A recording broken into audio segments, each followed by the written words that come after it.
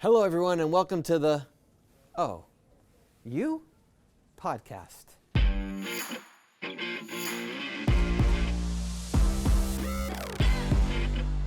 Hello, everyone, and welcome to the Oh, You podcast. We are here today with the one and only Sydney Altfield from the Teach Coalition right here in New York. Sydney, welcome. Thank you. Excited to be here. How you feeling?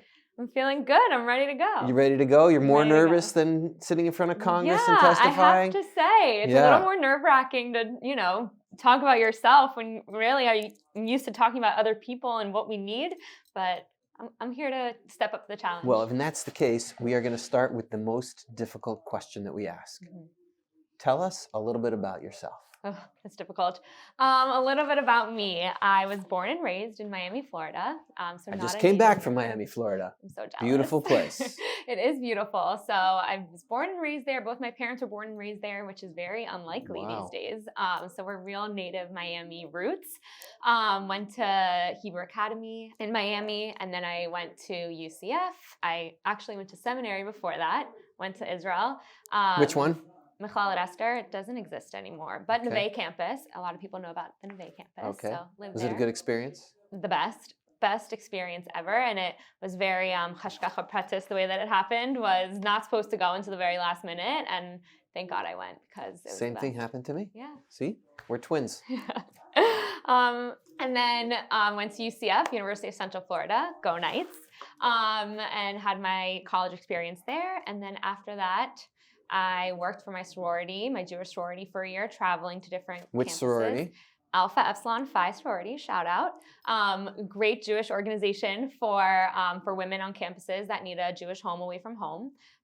So I worked for them for a year and went to travel to different campuses to do leadership development, getting the chapters up on their feet. And then I made my way to New York, and here I am. Here you are. And how long have you been with us here at the Orthodox Union? Oh my gosh, 6.5 years. 6.5 years. Yeah. And your title is? It's Executive Director of Teach NYS.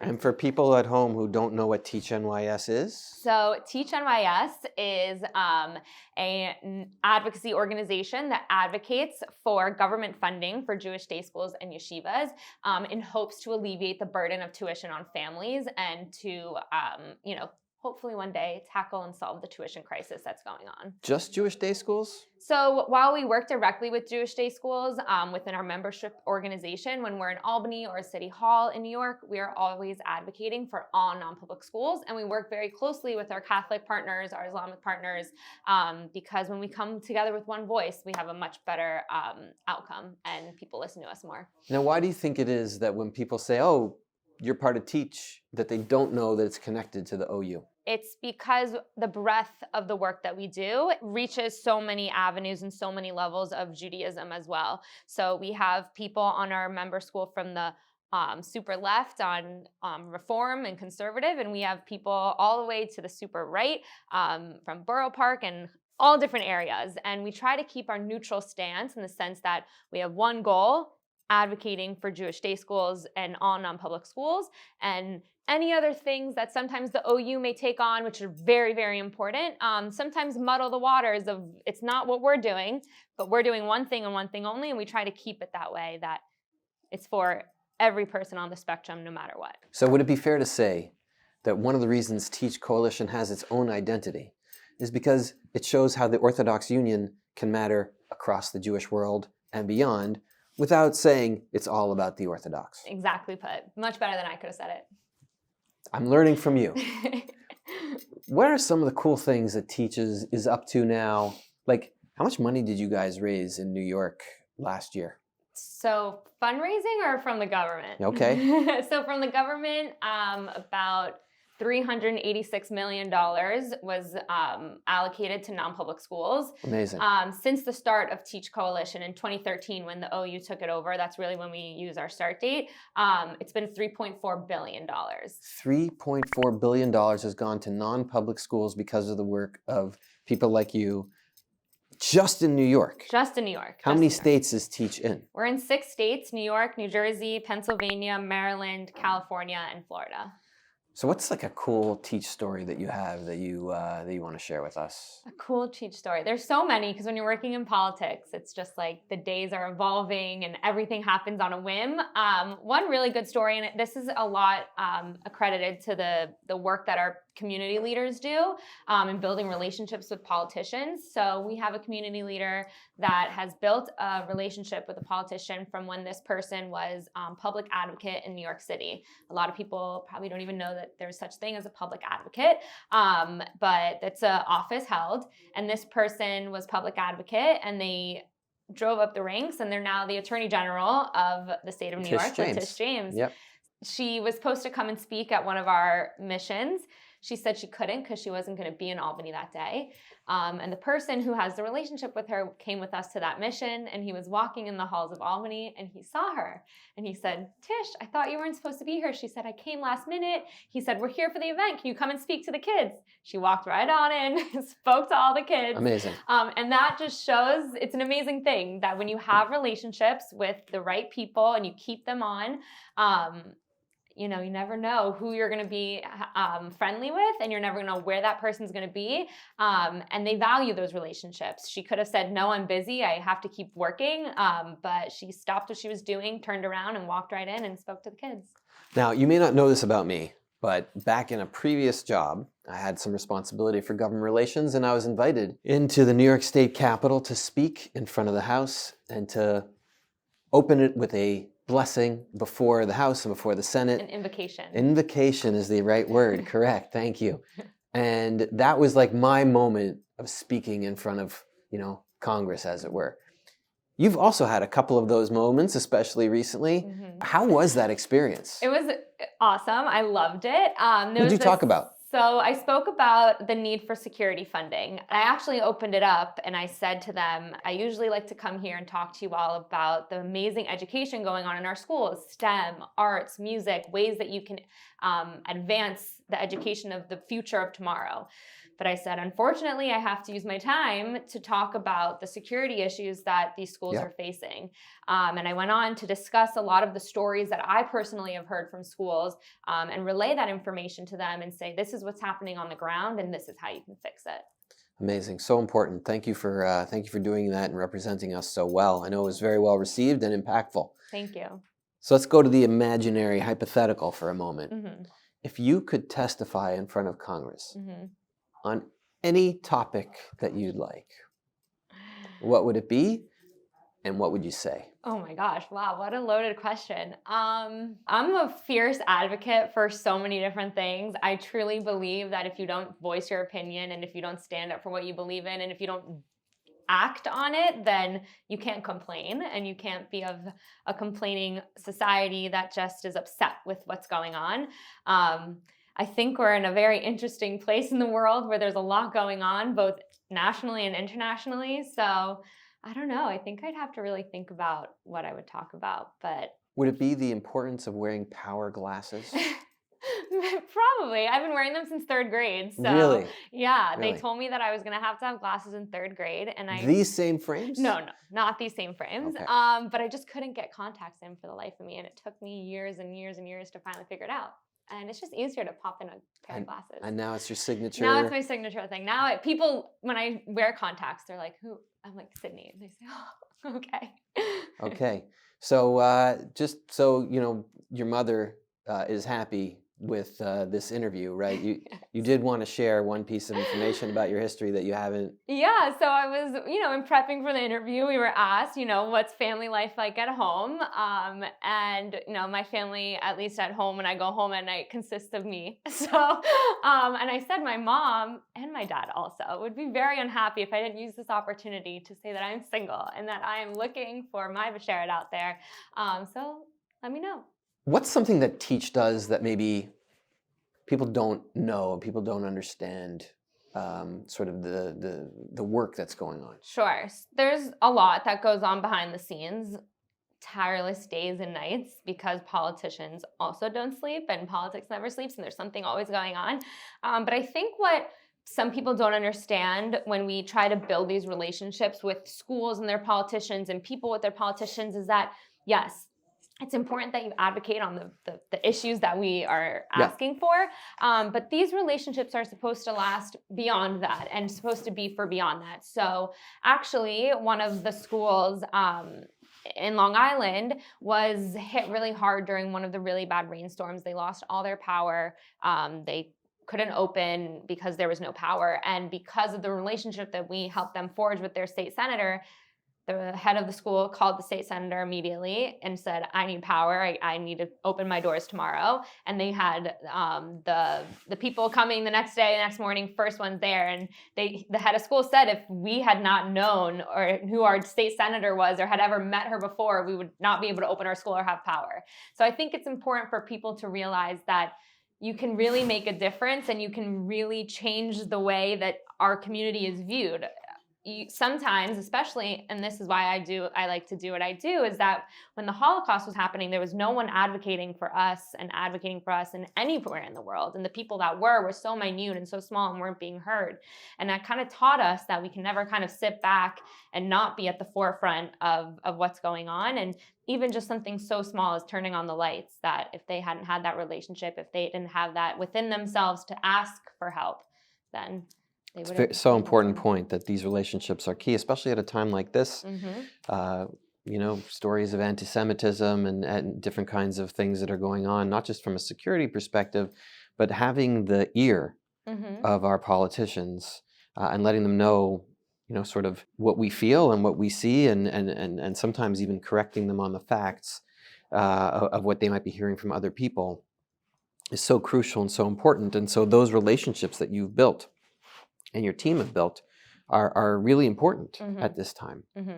Or have you gotten questions from any of them about, sort of what's going on and your perspectives and what's happening in schools and in different kinds of places? Yeah, it's kind of expanded my scope. I've sat in a lot of meetings, especially with things going on within public schools. We've seen a lot of things happening within public schools that spill out onto the streets, and then we have to secure our institutions, and it kind of all is coalesced or one and the same now. But also people have asked me my opinions, and I have to, separate, I work for this organization, but I have a personal hat as well. And yeah, I think the time that we're in, at least me, I'll never be the same before October 7th as I am afterwards. And I have a different outlook on life. And I feel that we need to have people that can talk to politicians and really, bring that human element to it than what they see on social media, than what they see on the news, but really talking to people who are on the ground, who know what's going on, whether in schools, but because sometimes they don't know what's going on. Yeah, so important, so important. Now, people say you work very hard and that even in your spare time, you're watching C-SPAN the entire time to keep up with what's going on. Sometimes. Any hobbies aside from, sort of a... What do I like to do on my free time? I love to read. What are you reading now? I'm actually reading a book called An Unorthodox Match, where it's about a chassan in Borough Park and a non-religious Balchuva who comes into Borough Park and how she got to where she is and how they kind of connect. And it's actually pretty interesting. I also love to read historical Holocaust books. So the next one that I have on the docket, which I want to start reading, is I think called We Were the Lucky Ones or something like that. But I do love to read. I love traveling. I love doing outdoor activities, hanging with my friends and family. I just like being surrounded by good people, happy people that make me happy. So I don't know, anything really. Well, I'll be happy doing anything. Okay. Yeah. Good. So we'll go for a run afterwards. I'm not a runner. I am very athletic. You I can said pick anything. Up a You sport. said outdoors. I will do it, but I won't not going to be happy. Fun. Got it. You like the outdoors? I do. What's the best hike you've ever been on? Angel's Landing in Zion. It's actually, I think, one of the most dangerous hikes in America. It's this thin, and you have to hold on to the rope as you climb it up. And I made it to the top. And I will say, it wasn't really scary. The scariest part was that people who don't wear hiking shoes slip a little bit. So you hear people behind you slipping. And you're like, the worst thing is that I'm going to witness someone falling. And they have had people fall. So that to me was the scariest, was going up and you'd hear tss, slip, and I'm going to witness something, but I made it to the top, and I'm here to tell the story. And nobody else. No one slipped. Thank God. Okay. Yeah. Good.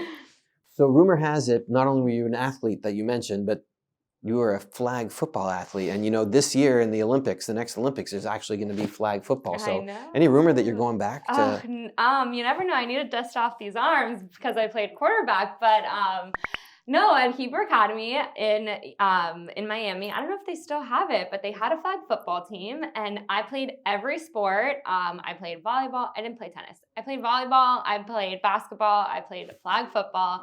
Flag football was one of my favorites because we were never really good, so we could just like have fun with it. Basketball, we actually were pretty good, so we had to be serious. But flag football was really fun, and I love playing sports. I'm always happy to throw around a football or throw a basketball around, but not a runner. Just don't like long distance running. Sorry. I guess we're not twins after all. Yeah. Do you have any questions for me? I have so many questions. All right. What's going to be allowed and what's not? I'm kidding. What do you envision being like within the next 5 years of the OU? Where do you see this organization going? And I think I've probably asked you that answer before October 6th, and I think a lot of the probably answers have changed since then. So it's a great, important question. I will say, even before October 7th, all the more so after, our eyes are on Israel and how we can be helpful and impactful there. We have OU Israel has 20 youth centers, and the need for those centers and maybe growing the number of centers and how many teens we are working with and families in different communities, especially along the periphery, that is only increasing, and our attention is certainly in that direction. And then there's groups of people that we haven't yet contemplated, or we've contemplated and we haven't yet approached. So, we have a teen-focused arm and we have a college-focused arm. We don't. NCSY girl right here. Really? Yeah. That didn't get into the rundown. We don't yet have real concerted efforts on the post-college. Early career professionals, young professionals, 24 to 30, 40, whatever the number is, right? Mm-hmm. That where we're designing program for that, and community for that age cohort. So there's a lot of different things that we are hearing that there are important needs about, and that we want to act in that direction. Mm-hmm. And we have dreams, just like you do, when it comes to affordability. So we've launched all kinds of programs around affordability. We have a home relocation fair where for some people that's moving to Israel, and for some people that's finding a community, sometimes, quote, out of town, in places where it might be more affordable to live. We have a program called Living Smarter Jewish that helps people work out their financial budget planning questions with coaching. Kosher Money podcast. That again gives people guidance along those things. At the center of that activity is the stuff you're doing, is Teach, and making schools more affordable for families is absolutely a piece of that. So when you add it all together, right, there's this notion of elevating the Jewish experience in North America, as well as in Israel. And when you go back to Israel, thinking about people who've made Aliyah, recently, not so recently, and helping them, sort of to grow and to continue to grow in their Jewish journeys when they're in Israel as well. I find it interesting the after college part, especially. I like to think that I'm still in that middle age range. But I think a lot of people after October 7th have kind of brought their way back to Judaism and feeling the need to be connected through events or socializing. So I think that now is kind of a pivotal moment to think about that. At least I've seen it in my friends, both religious, not religious, secular, but they've all kind of come to this moment in time where this needs to be a bigger part of my life. Yeah, there's no question that Jewish identity, right, seems to be something that people are connecting with. Mhm. And it's interesting, right? Because if you're talking about the work of Teach, and it's not just about the Orthodox community, by the way, it's not just about the Jewish community, there's an opportunity to feel some pride Mhm. in the Jewish identity and doing good for lots of different people. And I hope you feel good about that too. A lot of people ask me, they say, you don't have kids. Like, why are you so passionate about this? And I say, I believe that the continuity of the Jewish people lies within a Jewish education. So if I care anything about the continuity of the Jewish people, then I have to make sure that Jewish education is available and affordable for anyone and everyone who wants it. Whether you go to a conservative school, a reform school, any school that offers some sort of Jewish education and that brings that those values into the education, to me, it's a win if we can make that affordable to anyone and everyone that wants it. And to me, that's the continuity of the Jewish people. Beautiful. Very well said. Now we go to something called rapid fire questions. Okay, these are sort of, yes, there you go. And I can give you options, okay? The first one I kind of don't want to give you, just to see how you get it. Ready? Yeah. Okay. How much STEM funding did our schools get this past year? $73 million. She knows her stuff. What % of their DNA do humans share with bananas? I don't like bananas. There's only two things I don't eat: tuna fish and bananas. We're really twins. It's unbelievable. Well, I do like tuna though. Yeah, So. I'm not. Yeah. But I'll give you an option. I'll give you options. Okay. Okay, 10%, 33%, 50%, 75%. 33. 50. Oh my God. Close. I'm half a banana? What? You are half a banana. I don't like that. And you don't even like bananas. Right. You must like the other half of yourself. When was Teach Coalition founded? Oh, it's a trick question, actually. So if you want to say, when did the OU take it over and when did it really become the brand that it is? 2013. But it was really around 2009 when, in the Syrian community, our fearless leaders, Sam Sutton and Chuck Mamie, really started it all. How many OU program departments are there? Do you want options? The limit does not exist. Yeah, options. 18, 20, 16, 17. 17. Oh, so close. 20. 16. 16. Oh, I thought they did so much more. See, it's better that I answered that way. What's the dream job? Where are you going? Where are you going to be when you grow up? Where do I want to be where I grow up? I would like to run and be the head honcho of a Jewish organization. The OU?